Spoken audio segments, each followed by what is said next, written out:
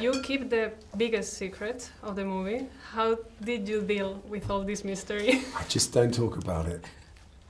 It's that simple. No comment.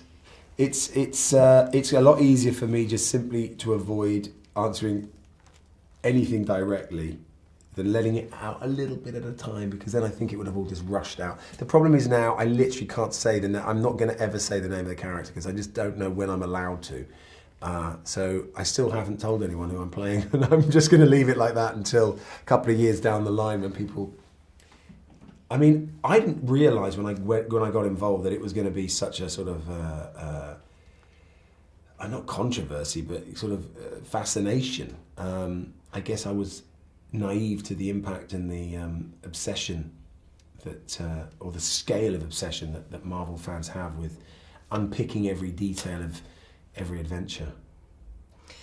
And Gemma, female characters are often sexualized in superhero movies, so I was pleasantly surprised that is not the case for Captain Marvel. So how did you address this issue? Did you talk about it with Anna and Ryan?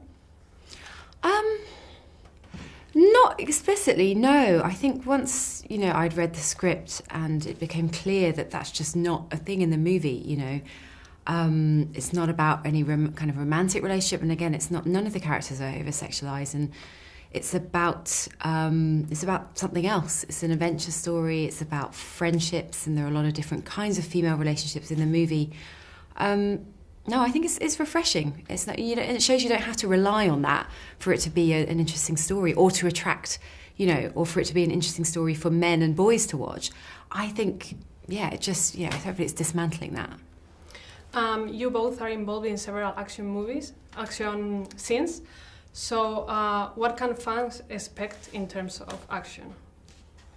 Well, Marvel always deliver on action, they tick every box pretty much.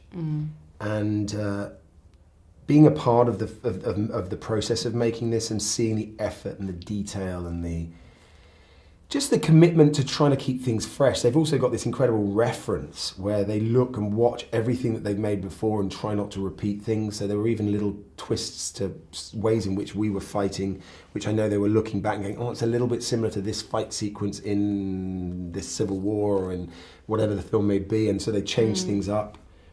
And hopefully our audiences will really enjoy it. And well, besides the feminist topic, there's also a point at the movie that Skrulls are described as refugees. So there's a lot of real life issues on the film. What do you think that is the most powerful message? Well, I think you're right. I think there are a lot of the themes. You're not being kind of hit over the head with them, but they're definitely there. There's definitely subtext and analogies you can see. And I think, for me, especially in our divided times, when there are a lot of kind of tribalistic attitudes, it's highlighting how dangerous that can be and how it's much more important to try and see things from other people's point of view and meet them halfway. And for you? I couldn't agree more. I think it's always, a good film reflects society, and society often has more than one issue that it's dealing with at any one time, and this film manages to deal with several. So to say that one's more important than the other, I think is really hard. I'm just really pleased that those themes are dealt with intelligence and subtlety. I don't think audiences will come out, as Gemma said, feeling like it's been overemphasised. I feel like they just exist within the world of the film and hopefully therefore have more of an emotional effect, that we're able to come out and think, gosh, this is the world I'm living in, or it's not that different, and influence positively. So what can bring Captain Marvel new to the Marvel Cinematic Universe? I think she has... Oh, hang on. As a movie or as a character? Both. Well, the movie, I think, has a unique kind of heart because it's looking very much at female relationships. So all the key relationships are really between two women, whether it's a mother and a daughter, two friends, a mentor and a pupil, two rivals.